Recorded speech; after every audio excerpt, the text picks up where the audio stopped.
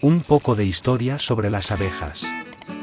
La abeja es un insecto altamente sofisticado que ha evolucionado durante millones de años. La abeja más antigua registrada se encontró en Myanmar, estaba recubierta de ámbar y tenía 100 millones de años. Es probable que la abeja surgiera en el lejano oriente. Por aquel entonces, las abejas eran más como las avispas, comiendo a otros insectos en lugar de néctar y polen.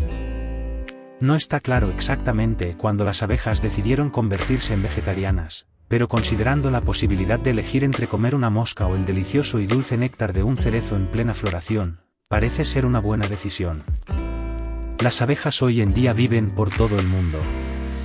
Hay aproximadamente unas 20.000 especies, desde abejas gigantes que comen hojas y miden más de 3 centímetros de largo, hasta la abeja enana de 2 milímetros. La abeja melífera es solo una de estas especies. La mayoría de las otras abejas no viven en colonias, prefieren una vida más solitaria. Los abejorros, por ejemplo, viven en madrigueras en el suelo. Para el hombre primitivo descubrir la miel fue un cambio de vida, como lo fue descubrir el fuego. Para los primeros cazadores-recolectores, que aún no habían desarrollado ropa protectora, recoger miel era tan doloroso como coger una rama en llamas. Sin embargo, su valentía valió la pena, considerando su afición por lo dulce.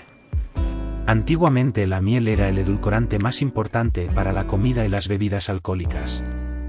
Tan importante eran la miel y estos animales que los padres empezaron a poner nombres a sus hijos por las abejas. Tanto Débora como Melissa significan abeja, en hebreo y en griego respectivamente. Se usó como antiséptico y edulcorante al menos durante 100.000 años. Y en el antiguo Egipto y el Medio Oriente, se utilizaba para embalsamar a los muertos. Los egipcios fueron los primeros en empezar a criar abejas en casa. El diseño de